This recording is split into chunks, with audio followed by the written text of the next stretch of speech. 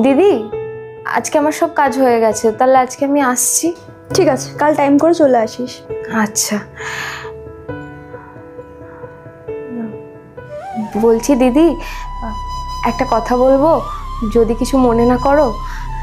বলছি কি যে তোমার তোমার আর দাদার আর গুড্ডুর যদি কিছু জামা কাপড় থাকে, মানে যদি কিছু পুরনো জামা কাপড় থাকে, তাহলে সেগুলো একটু তুমি কি আমাকে দিতে পারবে?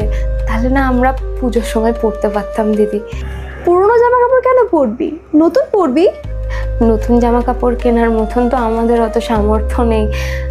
সারা মাস যা রোজগার করি তা তো দিদি সারা মাস খেতেই চলে যায়, আর কি নতুন জামা কাপড় কিনবো বলো?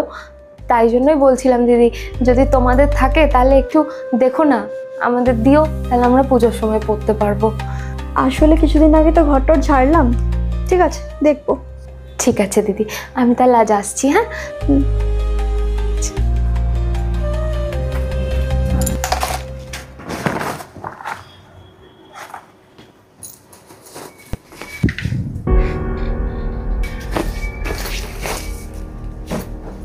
কি করছে এগুলো? আরে ওই কবিতা আছে না আমাদের, ও বলছিল কিছু পুরনো জামা কাপড় দিতে, সামনে পুজো না, তো পুজোতে নাকি পরবে, সেজন্য আমি সব কিছু গুছিয়ে গাছিয়ে রাখলাম। তোমার যদি কিছু দেওয়ার থাকে তো দিয়ে দাও না, আমি ভরে দিচ্ছি একেবারে। কোনো দরকার নেই, তুমি কাজের মেয়েকে বলে দিও যে জামা কাপড় নেই, বন্ধ করে এগুলো, আর যেখানে জিনিস সেখানে রাখো। কিন্তু আরে শোনো,